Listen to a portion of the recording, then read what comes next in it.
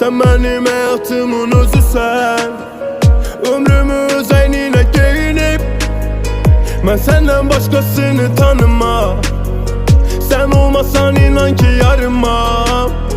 Yazıram olanları yadıma, yazılan senin adın mənə. Mən qaranlığa dönsəm onunla dəyər, görərəm onun saçlarında güneşi, ürəyi dolu gözlərində yağışı.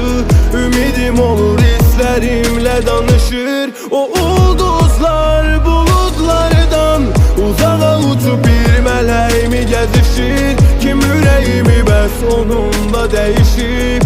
Gülür üzümə, sanki mən dönüşürəm onun özünə. Gedim uzaq huzur olan bir yer ola, nə qədər yazım gərək ciyərlərim piyan ola. Görəndə inan səni bəstələdim dayanmadan, ürəyim qələmləndir